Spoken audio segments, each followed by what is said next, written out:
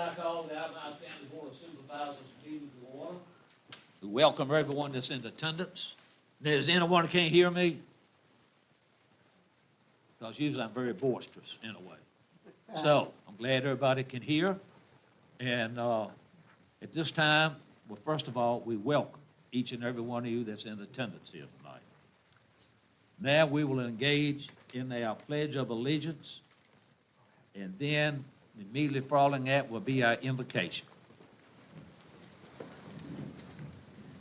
I pledge allegiance to the flag of the United States of America and to the republic for which it stands, one nation, under God, indivisible, with liberty and justice for all. Let's pray. Most gracious Heavenly Father, we just thank you for this opportunity to come together and conduct business on behalf of our citizens. We ask that you bless each and every person here. And Lord, as we approach this Thanksgiving holiday, we just want to remember all the blessings you bestow upon us each and every day. And we just thank you for where we live, the community we live in, and we ask that you keep people safe as they travel on the highways and doing back and forth to see their families. And we just pray that your blessing upon this meeting tonight, and that everything we say and do here tonight will be pleasing to you and to the government of our citizens. Everything we ask in this name. Amen.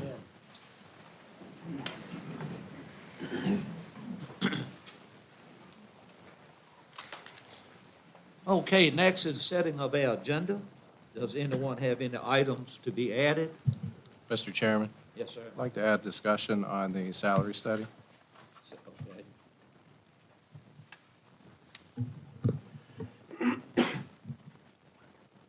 And Mr. Chairman, I do have a question. Did Mayor Blackwell talk to anybody today about parade in Pamplin? Don't know if they need a special use. She's shaking her head, but yeah. I did, yes. Okay, so we don't need to add it to the yes, agenda? I was able to speak with Bobby and with Johnny about it. It's, yeah. Okay. Okay, let's make this salary study.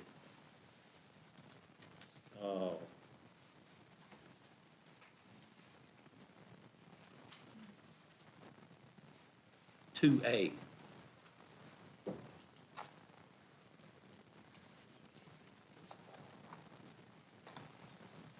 Any other items?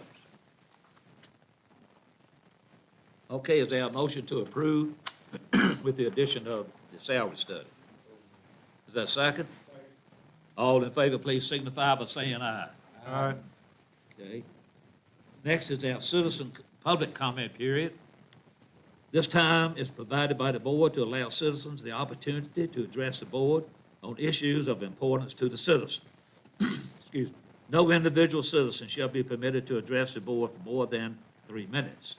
And we have that have signed up to speak is Mr. Jonathan Garrett. Please state your name and address when you come to the podium. My name is Jonathan Garrett. I live at 14129 Richmond Highway in Pamplin.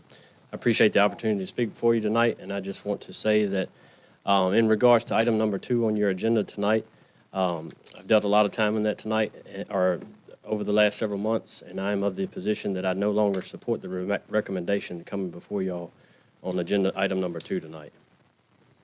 Okay. Thank you. Next, we have Curtis Nash.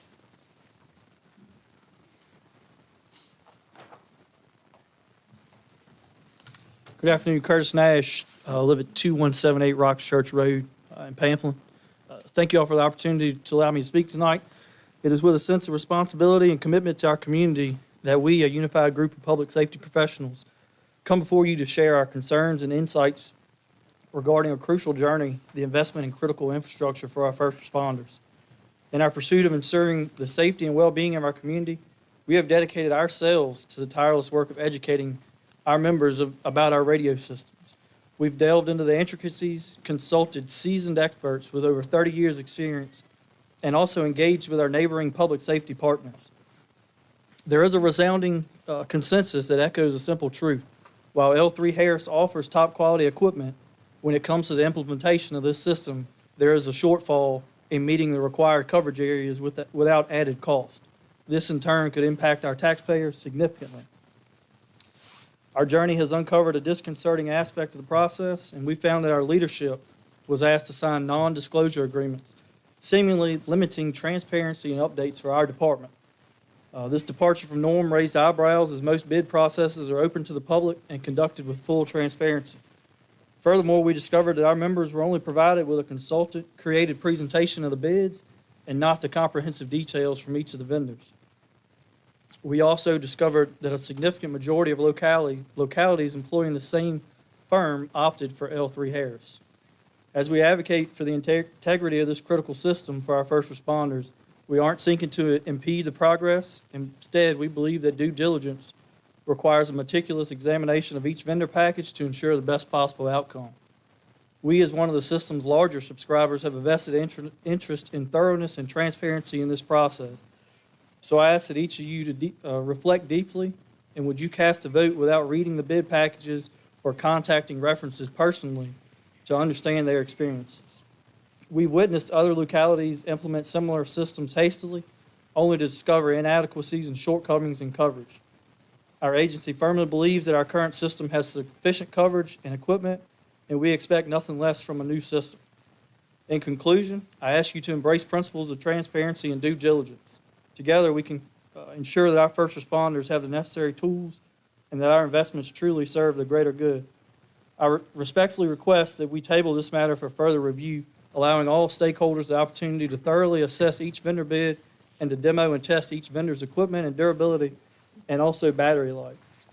I thank you for your time and consideration tonight, and the remarks out of this letter are as a unanimous decision of the Appomattox Volunteer Fire Department. Thank you.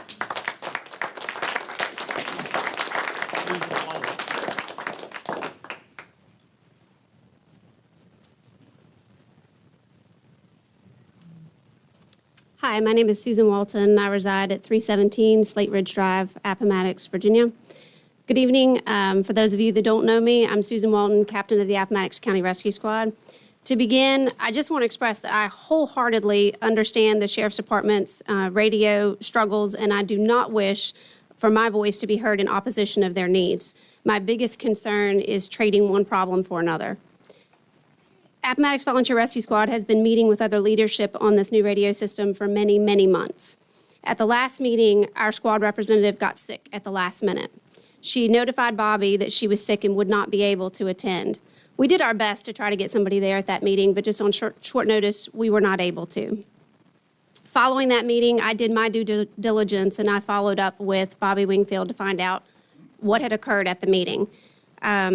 Bobby was, unfortunately, he had to relay to me that NDAs had been signed and that the information could not be released to me.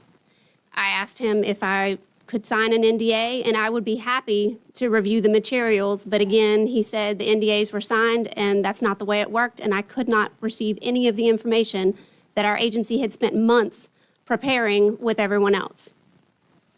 I was given very little information other than we were moving towards voting for L3 Harris at tonight's Board of Supervisors meeting. With only that information in hand, I reached out to neighboring first responders that have recently switched their systems to an L3 Harris system just to see how their transition had gone. The common theme was that they did not receive what they were pitched without added cost, and most complained that the service coverage was spotty. With dead spots and even with upgrade after upgrade, they are still having problems. I learned more specifically about the pitfalls to avoid, what questions to ask, and things that we need to get in writing. Following this switch in Campbell County, Concord Rescue, who you know is one of our few remaining mutual aid backups that we have, following this switch, if they are at home, they get no tones for Appomattox calls whatsoever. The only way that they can receive Appomattox County Rescue tones is if they are in the ambulances themselves. So our pleas for help, calling for ALS or additional calls itself, literally fall on deaf ears. The decisions made at their county level dramatically impacted their direct ability to respond to Appomattox calls in their territory. Without knowing, this is just one of the examples that I came across. Without knowing anything about the bids that Appomattox County received, how do we know that the decisions being made are meeting the needs of our agency and ultimately our citizens? I have no idea if the L3 Harris system is the best system to go with. Maybe at the end of the day, it is. But Appomattox Rescue, along with myself, are not privy to any of that information, which is really odd considering that we've been in all the meetings up to this point. This is a huge multi-million-dollar decision that benefits all of our first responders and effectively our citizens. At the end of the day, the goal is to improve communication. And while I understand and I respect that the Sheriff's Department needs to move forward, I do respectfully request that this matter be tabled with full transparency being given to the leadership involved to ensure that all communication needs are being met. Thank you. Anyone else here can speak and fail to sign up? No one else cares to speak? Okay.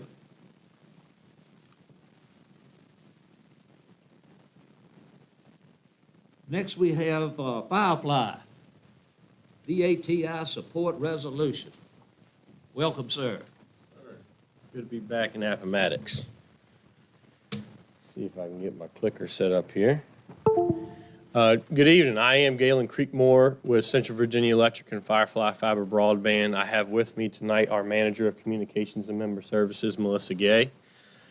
I know you have a packed agenda tonight, so I'll give a brief presentation. First, you can see on your agenda, it is in reference to this year's round of VATI funding. This is state broadband money that you'll recall Appomattox partnered with us on a large regional grant in 2022.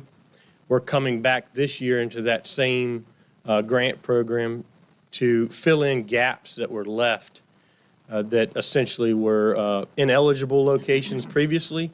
We came to you years ago and said we want to provide universal service to the county. And now we've been able to come back and notice a few freckles, as you might call them, mainly along the Route 460 corridor.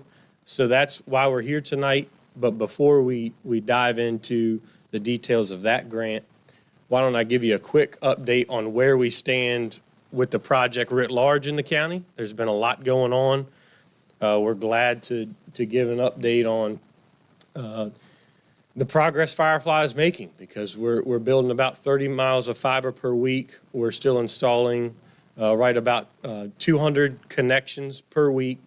That's in-home installations. We're actually looking to push that to 250 to meet our of in-home installations per week to meet our goals. It's been well received by the community. As you know, we started right here in Appomattox County, and this week we will celebrate our 25,000 connections, and those connections started right here in Appomattox. So it's been well received. We actually have a take rate of nearly 80% in Appomattox County, and you'll see that on the next few slides. This slide, I won't read off the graph. It's a little hard to read. It's a screenshot from our website. So I put this up just to show you that this information is on the website and notes the connection times, the times in which the first connections will begin in an area. And so you know the CVC area has already been completed. The top area is about 3,400 passings. We've connected over 2,700 of those homes that have registered. That's where we get that 80% take rate number. As you know, we always divide things up into electric service territories, because that's how we've built our fiber project, which started on our own CVC network and is now going into Dominion Energy territory and Southside Electric territory. So citizens will see work ongoing in both of those areas, both in Dominion and Southside right now as we speak. The Dominion areas is actually nearing completion. Appomattox and Louisa County, out of all 13 counties that were in the regional partnership with us, Appomattox will be the first and Louisa will be the second that see the first Dominion completed fiber, backbone fiber that Firefly will use to tap off of that in those Dominion Energy territories. So that work is really almost finished up in the Dominion area. They're They're nearing completion of their splicing. Once their splicing is complete, that'll be handed off to Firefly, and we'll finish those, what we call last mile connections into the Dominion and the two project areas that are in Southside that have started. That's you can see the Hicksburg Road and River Ridge Road territory, those 310 passings, and what we call a RISE Project 1 area, the 690 passings. So that was very quick because I know you have a packed agenda. I'll be happy to answer any questions of the existing fiber build, but I want to move now to what's next for this year.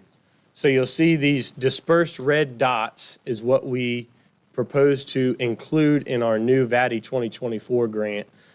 And this is, as I said in the beginning, areas that we thought we had to eliminate from our first grant project, which is the blue area is what we've already committed to building. That was the regional project that Appomattox partnered with us, is the blue area on the screen.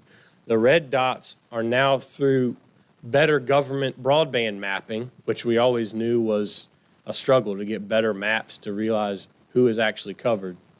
We've been able to go back and identify unserved and underserved locations, which both qualify for this pot of money. Unserved is under 25 megabits per second download, 3 megabits per second upload. Underserved is labeled by the state as 100 megabits per second download and 20 megabits per second upload. So that's what I mean by that. But so this is an example of the dispersed locations. That one's really zoomed out.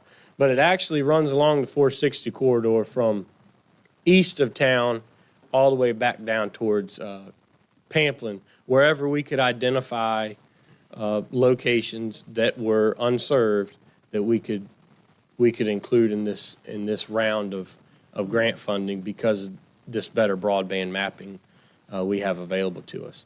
So after this round, our first, you can see we colored in the county pretty good with that blue color, the first round of eligible locations.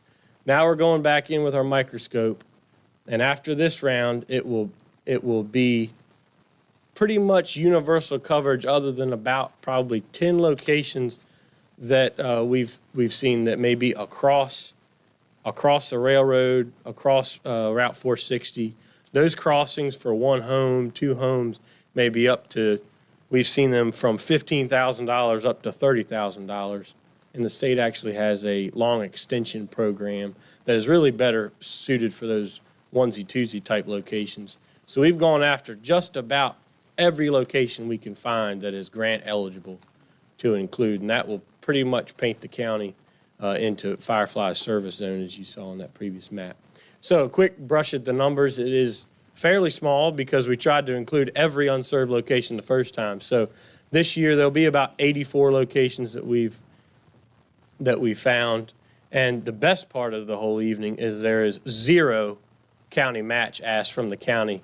The only thing we'll ask from you all, which is before you tonight, is a resolution of a letter of support that we can include within our application. Just so you know, we're taking a similar approach that we did in 2022. This year there'll be 10 counties included in the application, just as in 2022 we had 13. So it's a similar setup, a regional approach with other counties included in with Appomattox. So most of this is just short extensions and service drops outside of the service area we've already created. So that's our quick look at what we're up to. We hope it may be the pleasure of the board to approve that letter of support. I always put this slide in here because supervisors always will get questions from their citizens on where we are, what's going on, and when can I be connected, what's the estimate from our area. And we have created a specific online resource for Appomattox County. Go on fireflyva.com under projects, search your county, and the Appomattox emblem that is behind the chairman this evening will be on the web page. You click on that logo and it will take you to the same maps you've seen this evening and project trackers for each service zone within the county. So I apologize for speaking quickly, but that's a quick update. I'd be happy to answer any questions for you. You've done a great job. The floor is open for any questions. Creekmore. Mr. Chairman, Mr. Inc. I got one question. Are you the guys responsible for the white marks and flags along the highway? You know, there's a whole lot of marks along the highway. I could answer that if I had a specific location, but I'll say we have a lot of work going on in the county, but That's right, because up and down my road, there's a lot of white circles and little white flags. very well could be. Dominion is in the process of laying a lot of underground conduit right now, as well as okay. Well, we will be building the majority, I won't say 100%, but nearly all of our project, 99% in Southside will be underground work. So depending on where you are, very well could be some underground marking there. And where we are in the VDOT right-of-way, we're required to be at least 36 inches below the top of the ground. So you normally will not even know that the plow went through there when they're pulling conduit, but you may see some marking along the roadway. Any other questions, Mr. Creekmore?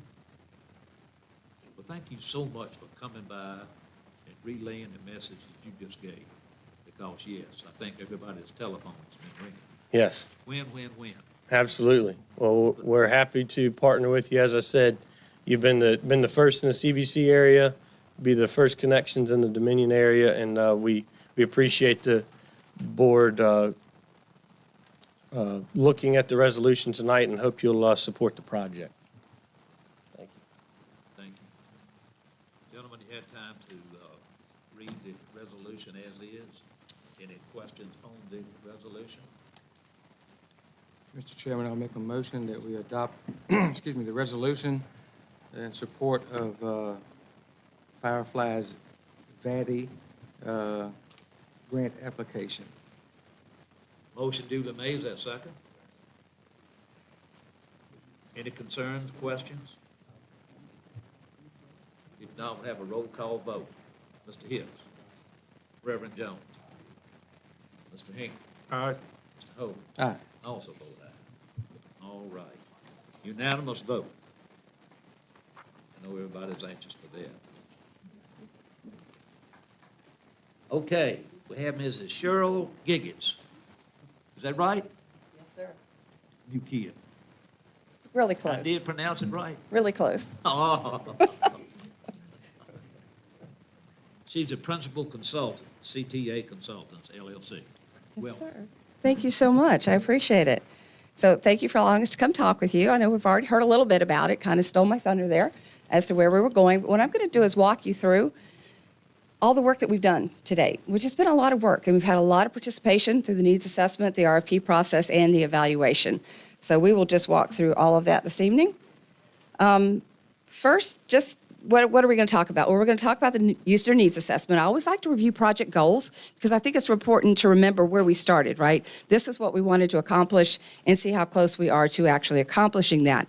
Then I'm going to share with you something that you've already heard before, back when we did our needs assessment, what the current communications environment is. And then what that best fit alternative that we recommended. Then I'll walk you through what we've done through this whole RFP process, which has been a while, and a lot of work has been accomplished during that.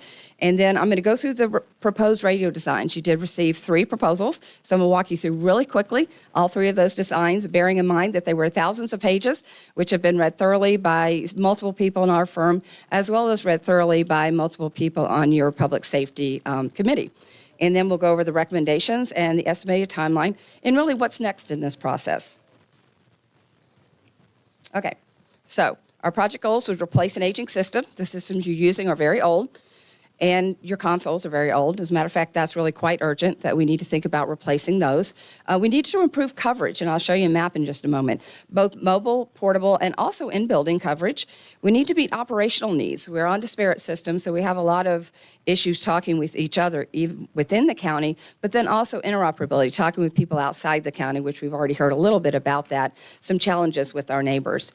And then just to talk about the different agencies that could be on this system. You know, it could be the sheriff, volunteer fire, rescue, the Pamplin volunteer fire, animal control, building inspector, maintenance, and solid waste. So it'd be a very robust system that just about any agency in this community could use. So what you're seeing here is just the information that we received back in that needs assessment from all of the agencies that we interviewed, and we did interview all of the agencies. They each gave us a good deal of time, and we're very appreciative of that. But what we heard from them was lack of coverage, that portable and in-building. And what this map is showing you is primarily the red is the fire departments, where they said they were struggling with coverage. Blue was law enforcement, and then we have a little bit of law enforcement that's just kind of underneath that red in the northwest corner of the county. So, a lot of your agencies are struggling with that coverage at this point. And then the analog equipment is at end of life, and we're having trouble repairing it when it does break down. I know Bobby and several others in the county really do a wonderful job of trying to get parts. And matter of fact, we've helped them with some of our other clients that have moved off their older systems, bringing their systems, bringing their parts into the county so that you could use them and continue to operate. That lack of operability and interoperability, and also some interference. We see some interference, which is particularly problematic because you might have the coverage, but if something else is interfering with you, you still don't hear the message either from the dispatch or from the person out on the street. And then crowding. So we needed to have a bit more robust system so that everybody can talk on it when and where they needed to. And then that capacity. We needed just a little bit more space. So, at the end of that whole needs assessment process, what we determined was the best fit for this county was a P25 Phase 2 trunked simulcast system, and that really is a state-of-the-art system, and it's going to give us the coverage we need, the operability and interoperability, and maintainability and reliability. And I know that's something that's so important. Your person goes out onto the street each and every day. They want to know that system's going to work for them, right? It's not going to be the day that the system decided not to work or a piece broke down. So that's critically important to our user. Also cost effective. We do our best to get you the very best possible price that we can for this system. Commonality of equipment. That's going to be useful for your whole system, but also for your agencies. Knowing that we'll be using similar equipment, it'll be easier to program. It'll be easier to have spares, so if someone's radio breaks, you can just replace it. We'll also have spares for our infrastructure, so if something were to happen to one of our sites, we would be able to repair it quite quickly. In our conceptual design, we thought 3 sites would give us the coverage that we need. And then connectivity, we like for our connectivity to be a ring. What that means is that all of our sites are connected. If one of the sites, the link gets broken, it'll turn and go the other way, which makes it to be a very redundant system. But I will say we also allow what we call spurs and hot monitor standby. That's something where you have multiple pieces of equipment. Paging, we did need to upgrade our UHF or to a new UHF system, or maybe think about paging over our P25 system.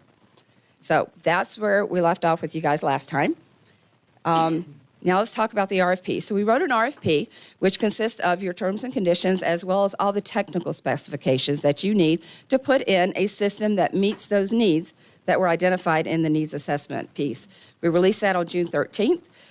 We had a pre-proposal conference in July. That's where everybody came, and we walked them through the RFP, exactly what was expected of them, and how the scoring would work. So we were very transparent in exactly what the expectations were and how they would be judged based upon the proposals that they submitted. The other thing we did is we had them go to the sites. Where that protects you is now they know what the sites look like. They can give you the best possible price without having change orders. We already heard a little bit earlier about change orders.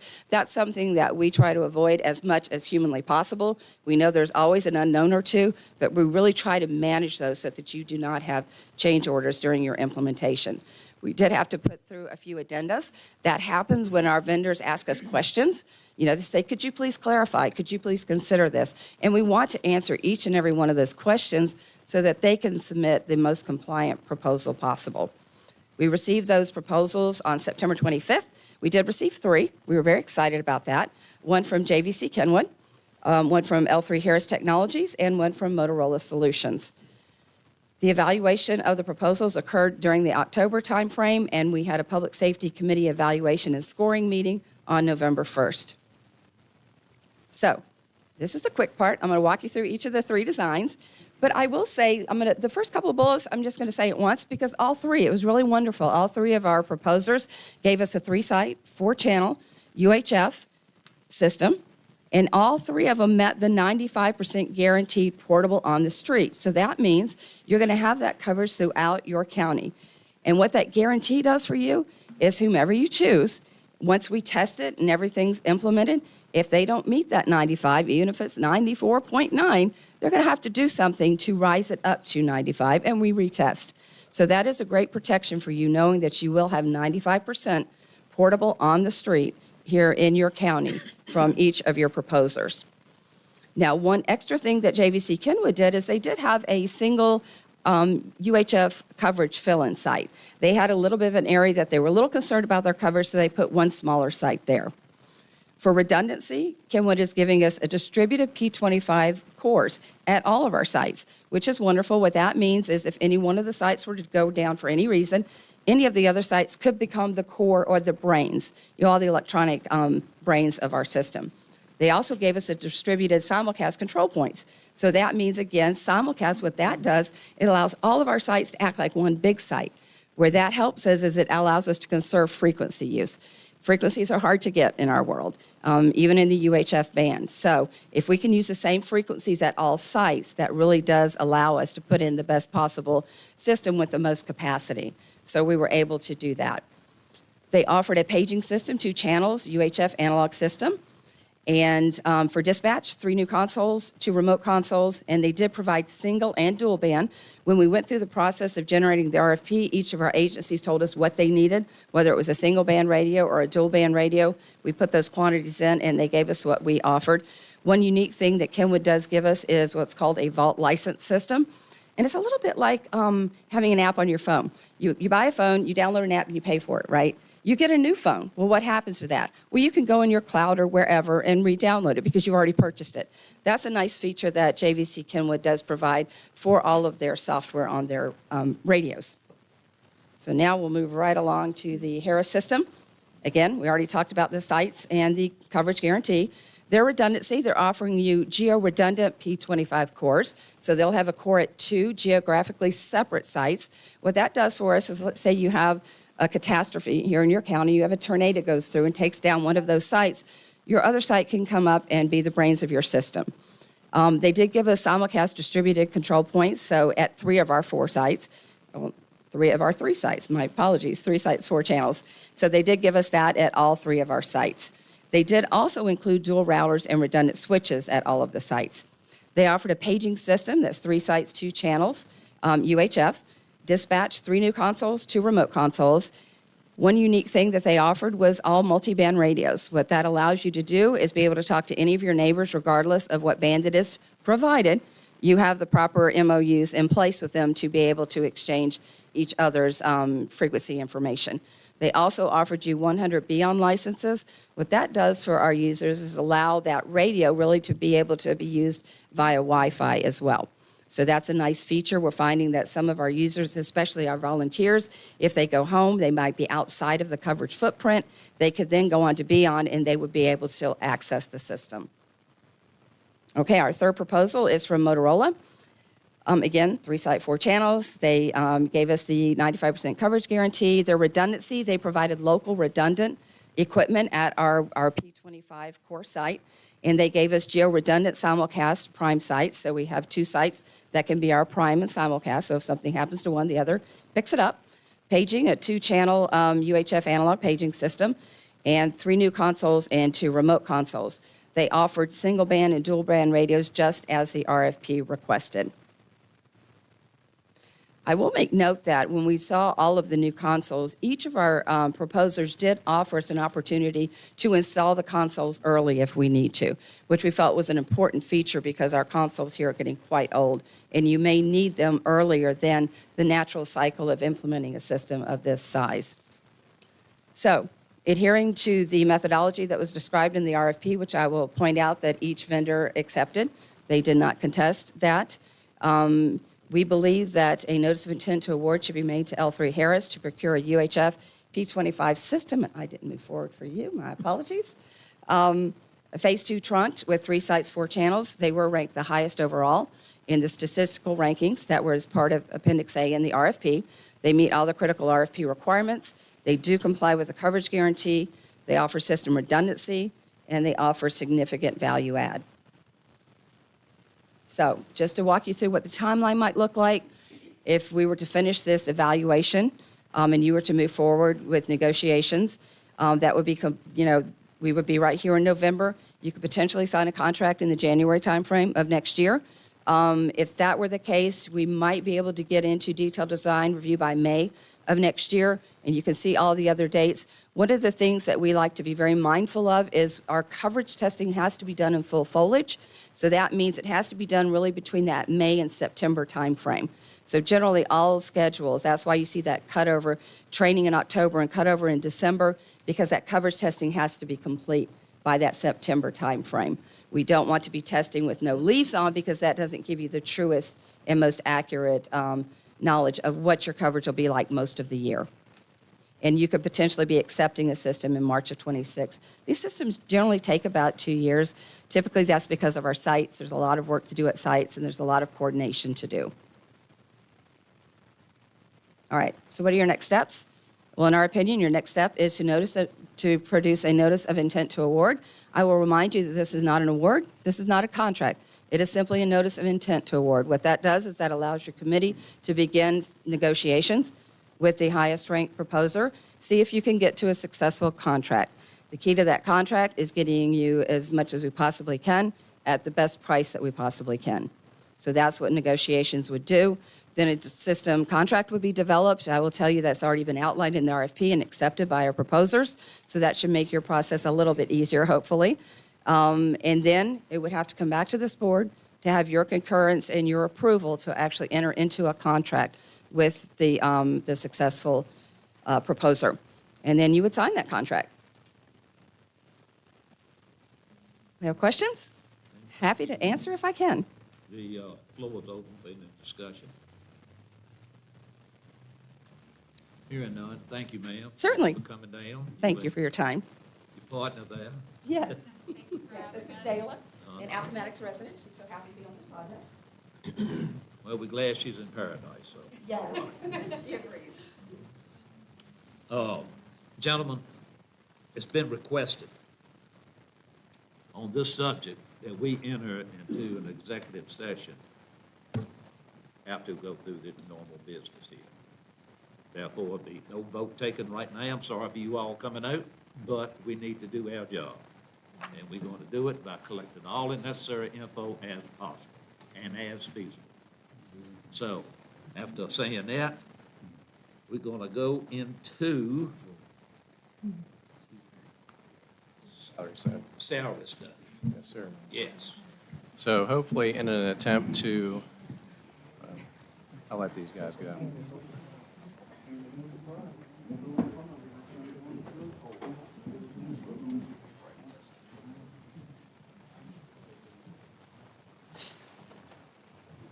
Hopefully in an attempt to alleviate some confusion with the salary study that we adopted in August. I did go back and review the video, and it is true that I did not specify a start date for when we would go into the, or adopt, well, we adopted the salary study, but when we would make effective the salary study. It was certainly my intention that we would do it on the next pay if possible. I think more of my, just through business experience in past years, when I tell someone that they're getting a raise or there's a adjustment in their pay or things like that, it's effective on the next paycheck. So that's why I didn't communicate my intention there. But I would just like to make it clear that I would like to make a motion that we go back and retroactively pay as if we did institute the salary study starting September 1st. There's a lot of confusion with county employees that felt that they were getting the increase, did not get the increase when they thought they would, and I think in good faith, the entire intention of the thing was so that county employees understood that they were valued and appreciated, and certainly I think that's the right thing to do. We did make a decision in October, Tom, to make it effective 12/1. So do we need to undo that specifically, or if this motion carries, would that be effective in that? Okay. All right. All right. So I will make My first motion will be a motion to rescind the decision that we could still have the salary study be effective 12/1, but it would be with the understanding that it would be retroactive to September 1st. Does that make sense for your operations? Okay, so that's my motion. All right, the motion has been made. Is Well, there I made two motions there, didn't I? Well, no, because, one motion? That's a little different. You're saying we're gonna keep the December 1st date. Yeah. So you're really back out to one motion. Okay. Make it retroactive, effective. all right, whatever works. All right. Let's see, wait a minute, let me hear that one more time. Yeah, sure. The motion is,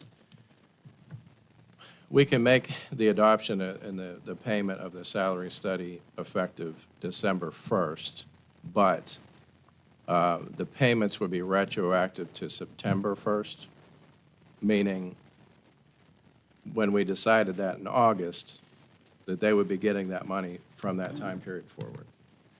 Okay. Motion duly made. Is there a second? Second.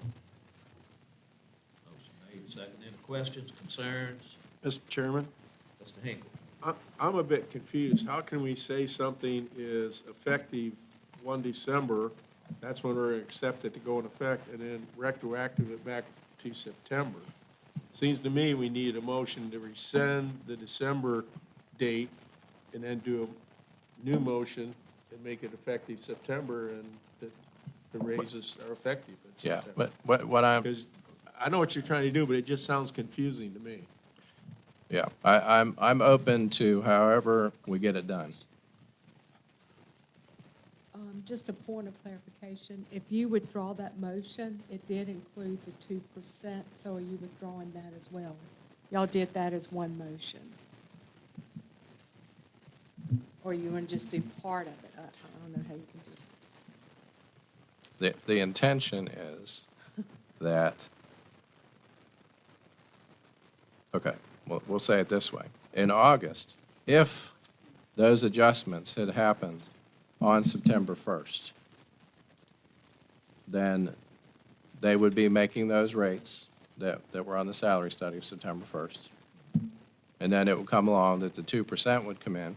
That would come on top of what they were making with the adjusted amount. Meaning, I think you need to rescind the whole past Right. and start over with. Sure.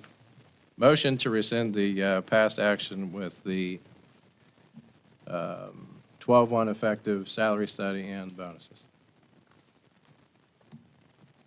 Is there a second? Second. Discussion?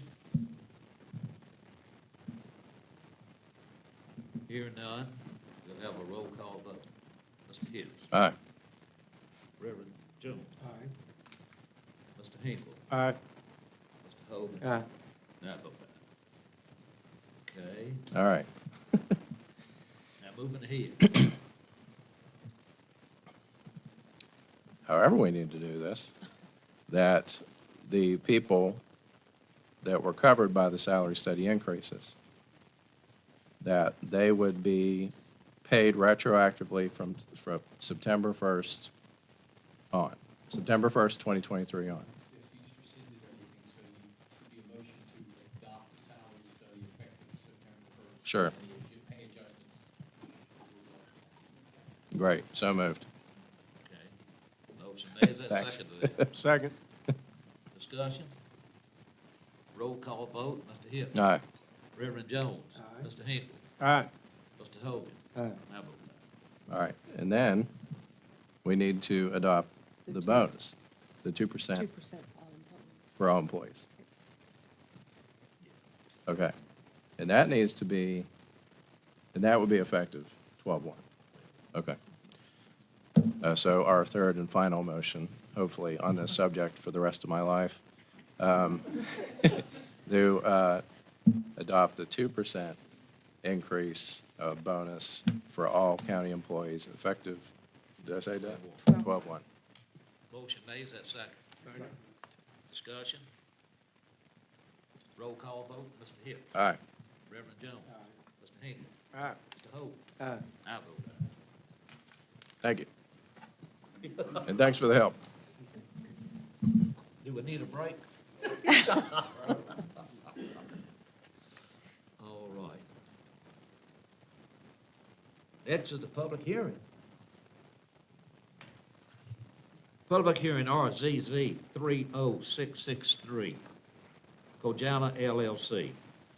As duly advertised, public hearing has been scheduled for the Appomattox County Board of Supervisors to receive comments on the following zoning petition. And once again, RZ 230663, Kojala LLC. Property owner, Stephen T. Connor, applicant and agent, has requested to rezone property located off of Amy Lane, Route 1012, near its intersection with Cedar Lane, Route 1011, in the Appomattox area from R1 low-density residential zoning district to an A1 agricultural zoning district. The applicant, the parcel totals .796 acres in size. The tax map identification number is 64A76. The property is part of a suburban growth area as designed by the Appomattox County Comprehensive Plan. At its October meeting, following a public hearing where no one spoke either for or against the petition, the Planning Commission voted affirmatively. 3 ayes, 1 nay, 2 absentees, and Mr. O'Brien, Mr. Connor, Mr. Allman abstained to recommend approval of petition. Now, is anyone here to speak for this petition? Please state your name and address for the record. I'm Steve Connor. My office address is 536 Court Street, and I don't know exactly where, somewhere on Trent's Mill Road. I don't know what the number is. This piece of property is on the opposite side of the bypass. It's between the bypass and a trailer park. I don't know that it's technically zoned trailer park. I think it's zoned A1. But it's just a little sliver of land, and I have an elderly lady that's interested in it, and she wants to put a mobile home double wide, but any double wide or mobile home, man, most likely a double wide, but she can't put a double wide there when it was zoned R1 for some reason over there by itself. So she wishes to have it rezoned to try to put her home there.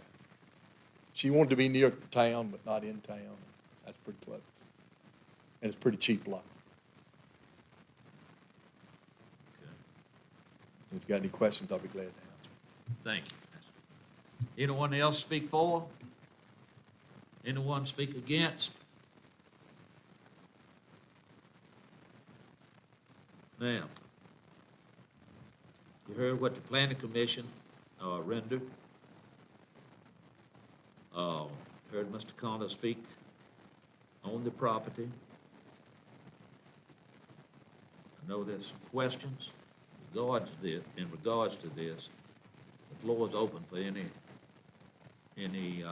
questions. Mr. Chairman, I've got a question. Mr. Hope. I understand what we're trying to do here, and I'm not opposed to it per se, but currently in the R1, that's not an allowable use, is that right? Okay, but if we change it to A1, it increases the minimum lot size to an acre, and it still wouldn't be an allowed use. So I'm a little bit confused, what good are we doing here?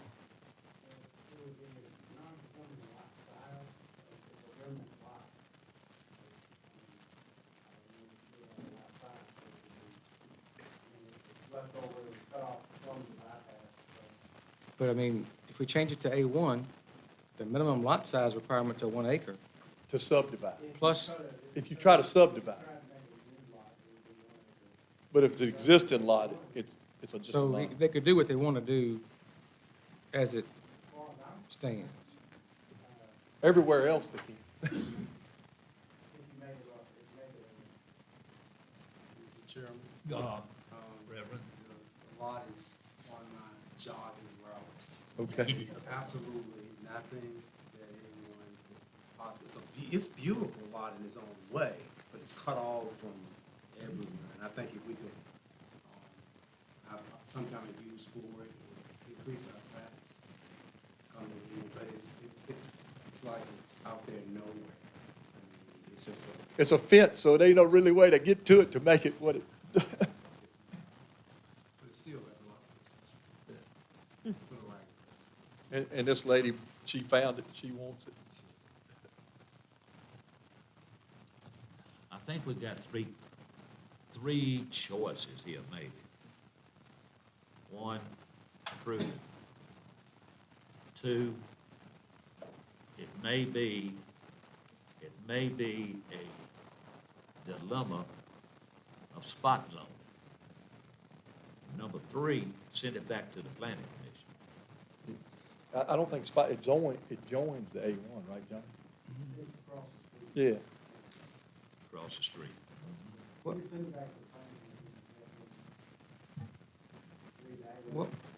Mr. Chairman, could I ask, what was the, and usually stuff comes to us, you know, if not unanimous, mostly unanimous. What was the, I know two of them abstained for some reason. Well, one is obvious. One of them works for part of the owners of Cogent.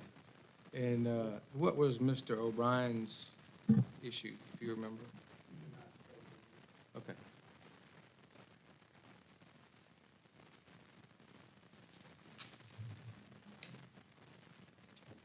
Okay, gentlemen? What's your thoughts?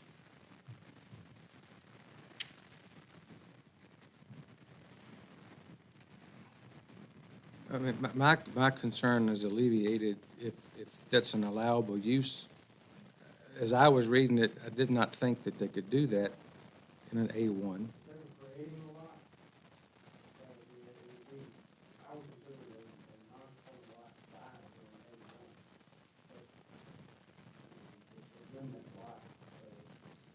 And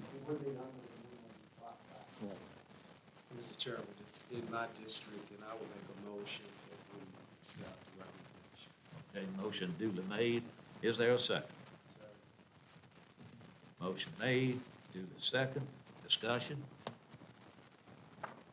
Got a roll call vote, Mr. Hill. Reverend Jones. Aye. Mr. Hammond. Aye. Mr. Hogan. I've got some reservations, but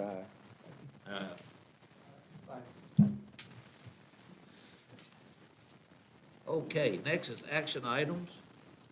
Under action items, I should say, that public hearing is duly closed. Scheduled public hearing CUP 230666, FB Litchford Jr. Mr. FB Litchford Jr. has requested a conditional use permit for an automotive graveyard and scrap and salvage services, operational property located at 1929 Richmond Highway. The petitioner has requested the CUP on his two properties, and they are listed on the tax map here before you, which collectively totals 10.16 acres. The CUP will allow for the continual use of property in a similar manner, but with conditions that will address setbacks, buffering, operations, and environmental concerns. The Planning Commission held a public hearing in October with several adjoining property owners who expressed their concerns. The Planning Commission voted to recommend approval of the CUP with conditions: 4 ayes, no nays, 1 absenteeism, and 2 absent. The proposed conditions are intended to address the concerns of the neighbors and the surrounding community. The board need to hold a public hearing prior to consideration of the petition and plan the commission recommendation. And staff has recommended, for the hearing to occur on December the 18th, 2023, at our regular meeting. Mr. Chairman, move to schedule the public hearing on December 18th, 2023. Is that a second? Second. Discussion? All in favor, please signify by saying aye. Okay, next, gentlemen, is a PPEA comprehensive agreement. Mr. Spencer forwarded a copy of the comprehensive agreement with Jameson Lewis for our review. Additionally, the agreement has been posted on the county's website for 30 days. The board accepted the PPEA proposal at the August 21st 1st, 2023 meeting and held a public hearing to receive public comment at the September 18th, 2023 meeting, at which time was authorized to proceed with preparation of the comprehensive agreement with Jameson Lewis Construction on the renovation of the old courthouse. Okay, we've been asked to accept the comprehensive agreement of the old courthouse renovation and authorize the chairman to sign the documents. Mr. Lashney is prepared to address the board questions. Any questions? This is after your meeting in September, we drafted this agreement, we spent probably about a month drafting it. It's a fixed price, and it's got repeated language that the price is guaranteed. If there's any savings, we'll share those savings with the cap.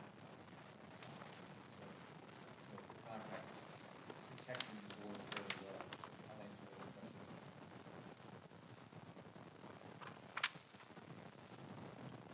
Okay,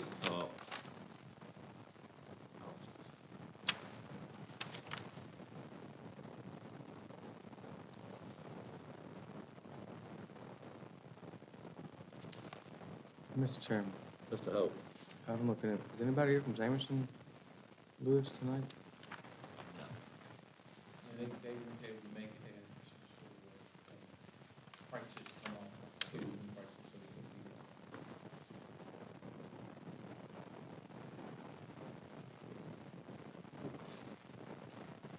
Well, I'm glad personally. I'm happy to see, talking about the setbacks and buffering and environmental concerns. It's really, really important. It's been important for a number of years, and I'm glad to see that this finally is coming forward.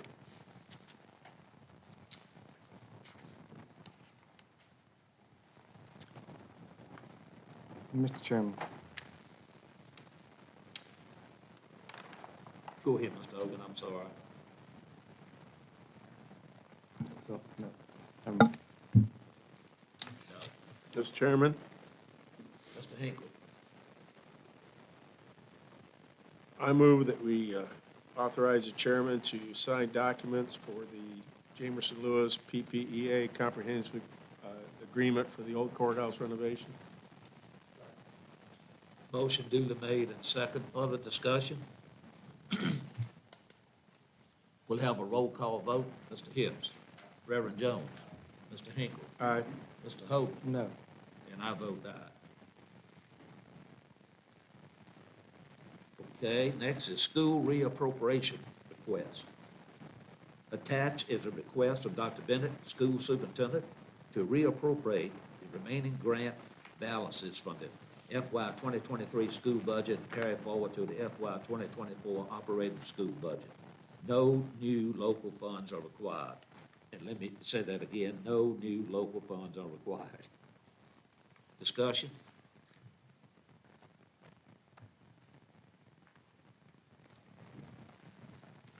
Then is there a motion? Chairman, I move that we appropriate the $404,254.89 to the school budget. Motion duly made, is our second.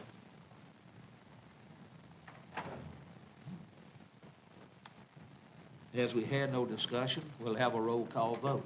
Mr. Hibbs. Reverend Jones. Mr. Hinkle. Aye. Mr. Hogan. Aye. I vote aye. Next is committee appointments and board appointments. We have for our review as a copy of the upcoming board appointments that will be included on the December agenda. Note, the resignation letter for Mr. Steve Boyer is attached. So we don't need to take any action here tonight. Just keep it in the back of our minds and then move it to the front, that we will make these appointments as necessary at the December meeting. Next, we have a consent agenda. The consent agenda includes approval of all bills, minutes, supplemental appropriations, line item transfers, and fund transfers. Any item on the consent agenda shall be removed from the consent agenda at the request of any board member prior to the vote on the consent agenda.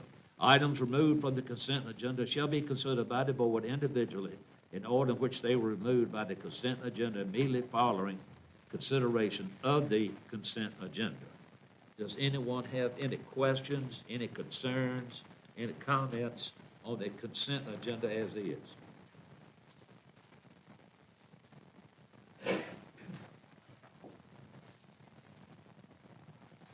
I have one. I just have to think of it, I'm sorry, and I should have called you today.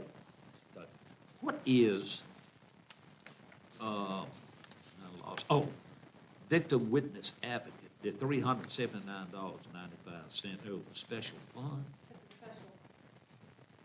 It's a special fund that if she receives donations like from the Ruitons or an outside organization, that it's not in our operating fund. We have a special designated fund. Yes, ma'am, thank you. And I apologize for alerting you to that effect. Any other comments? Is there a motion? Mr. Chairman, I move we accept the consent agenda as submitted. Motion duly made, is there a second? Comments? We'll have a roll call vote. Mr. Hips, Reverend Jones, Mr. Hinkle, Aye. Mr. Hogan. Aye. I also vote aye. Mr. Latchney. Aye. Mrs. Adams. Yes, ma'am. First of all, I'd like for you to, in your book, in your board book, there's a sheet that says Appomattox County Community Boards, and it's highlighted, so the appointments that you'll be making will be those appointments in December. Also, we added one to that. I think there was a question if Mr. Wolfskill could continue to serve on the Board of Zoning Appeals, and he will need to resign, so we've highlighted his name for for an appointment to that position. I don't know if you have any questions. There's basically, I've got data from all of the departments. And there was one thing that I did want you to notate, that I attended the regional landfill meeting. And there's been some question about closure. And the new studies show that the projected closure is in 2032, based on the cubic yards that are currently available that can be filled. Also, the post-closure expenses will be over $15 million, which is almost $16 million. And in order to meet that obligation, because the authority has not been putting money into their reserve like they should have, we're looking at a projection of over $10 per ton in tipping fees, which will be a local expense. In addition to that, if the landfill were to close today or within the next 5 years, then Appomattox's out-of-pocket obligation is $360,000.86. And that's why we're trying to make sure that we preserve as much money as we can to go in that reserve fund so that we don't have that expense that we would have to pay out of pocket. So that's a major concern of the authority, and we're looking at local tax dollars when we don't do a due diligence in being frugal with their spending.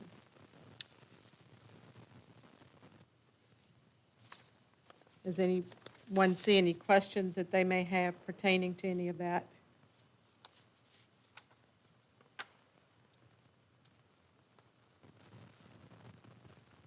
I did send you an email.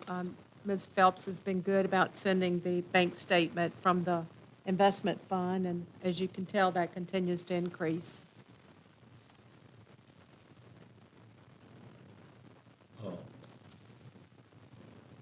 So you don't see any problem with Emmanuel Tire? No, that was good news with Emmanuel Tire. They have a new owner.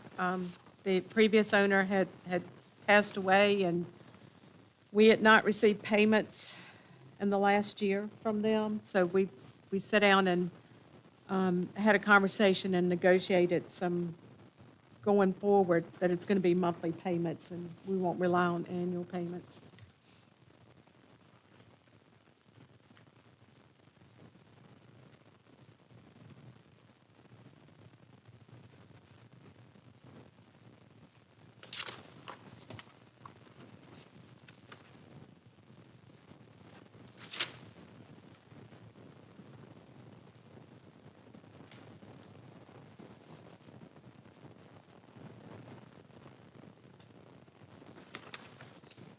a lot going on.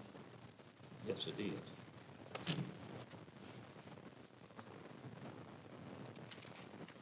And you want to remind everybody about Sunday. Oh, yes. That might be a supervisor comment, I'm not sure. The annual Christmas lighting in Cortland Festival Park will be this Sunday. Festivities begin at 4 p.m. Actually, 3:15. 3:15 p.m. Is that lineup and music? The lineup is at 3, but at 3:15, the National Park, Museum, and probably the state parks will have crafts for the kids in the school parking lot. There'll be food trucks there as well at that time. Be music on Cortland stage. The parade, Mr. Carter will help me light the lights.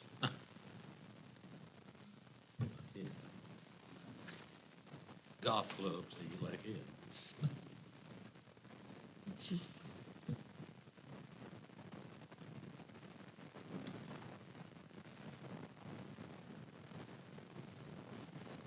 And, oh, there he is. I was looking for Mr. Shepherd back in the back, and the reason I was looking for him is under the headline Appomattox County Community Park. You were talking about maintenance is working with the community park to cut down some dead trees. And he's the so-called expert on that, is that right? Yes. Anybody have any other questions or concerns for Mrs. Adams? Okay. Moving right along, we have reports and informational items, which consist of Department of Historic Resources, Carver Price.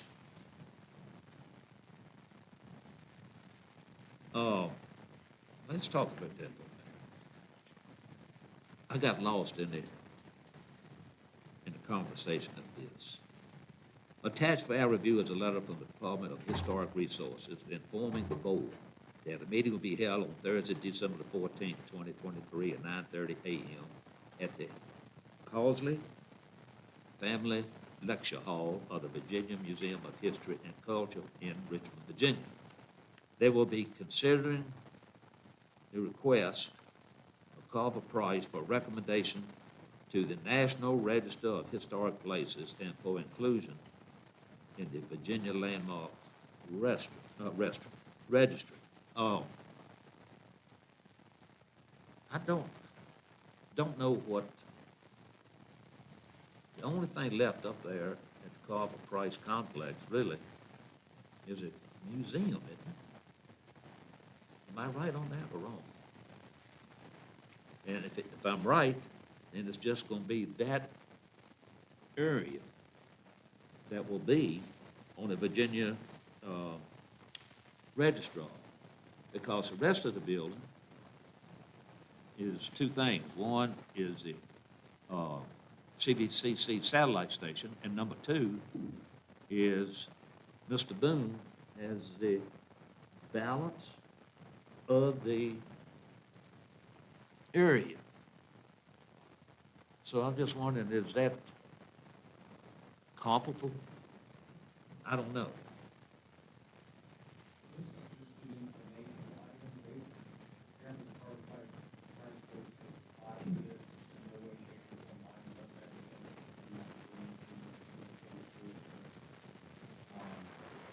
My understanding of this is they're asking for the whole facility to be part of the facility. Again, it doesn't bind us in any shape or form. Okay. Put my mind at ease. Next, we have the school financial report and the Robert E. Lee Soil and Water Conservation District minute meetings. Any concerns on those three items? Next, we'll move directly into supervisor concerns. Mr. Hill. I wasn't going to say anything, but just thinking as I was sitting here, and this might be a question for Bobby, I'm not sure. scared? But just thinking about the reporting of air quality in the county, if you look at your app on the phone, if you look at what the, it's like, where are these regional sensors that are telling us that the air quality is good when you can look out your window and tell that it's not? I mean, you watch the news, and they're going to give you an air quality report. But I'm just curious, what is if anybody knows how that is measured. I mean, I think that's an important tool we're finding out that maybe isn't. I don't know if it's based on predictions or models or what, because it's not accurate. Do you have any? Yes. How the air quality is monitored is by DEQ. And DEQ has a weather meteorology just like Blacksburg does. DEQ sends their report to Blacksburg weather to be included. I can send you this link. It's a public link for anyone, but DEQ offers 2 air quality updates every day.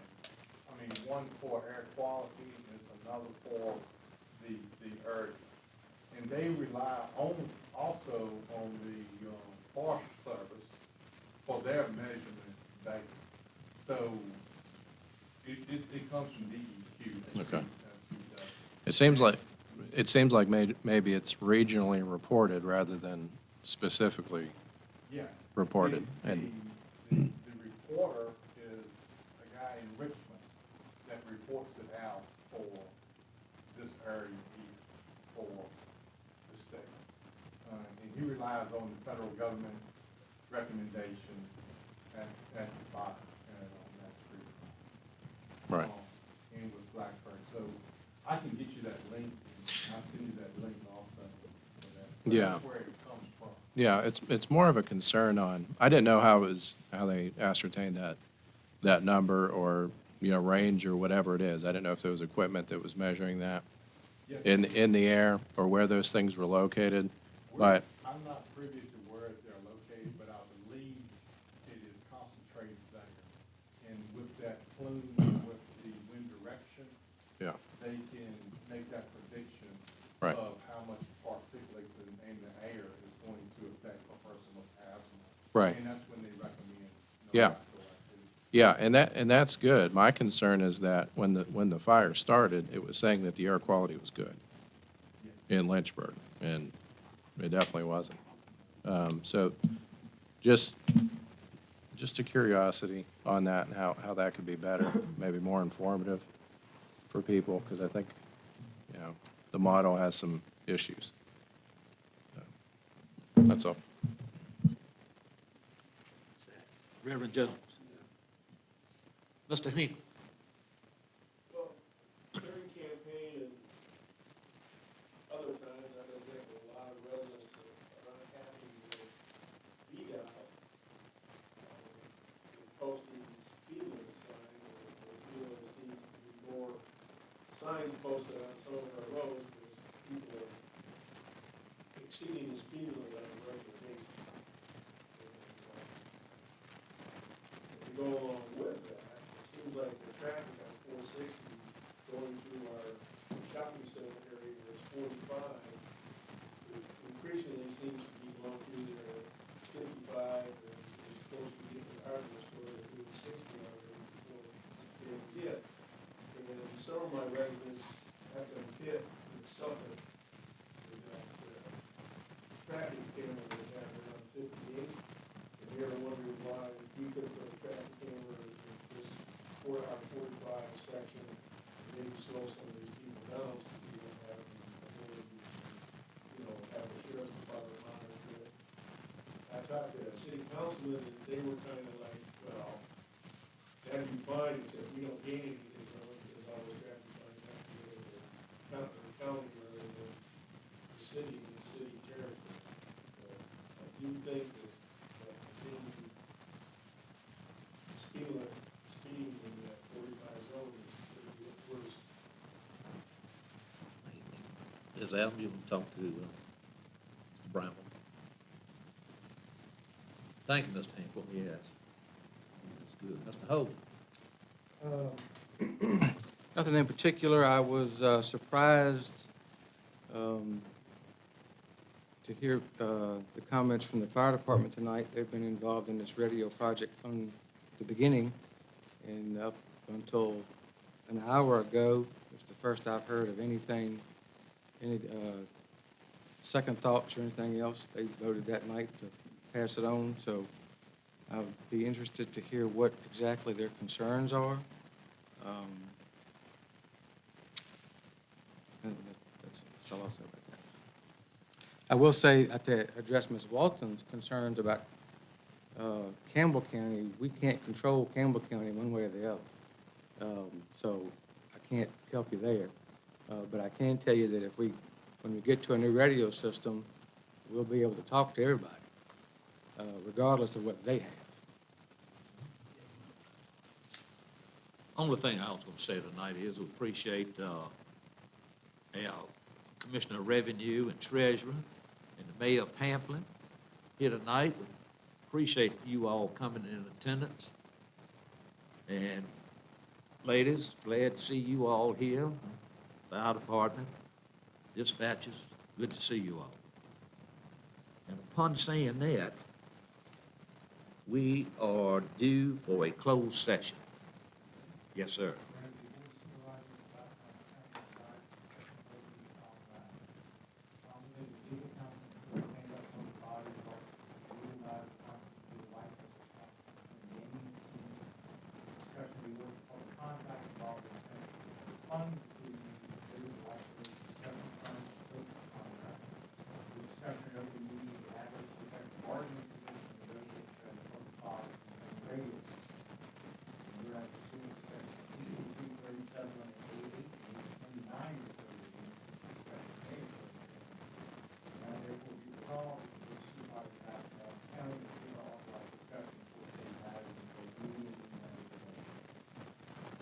A motion had effect. So move. Is that second? All in favor, please signify by saying aye. Aye. All opposed? Okay. So we will adjourn to the other room. We're gonna do that in here, or? I don't know, I was just wondering. Yeah, we have. Got to clear the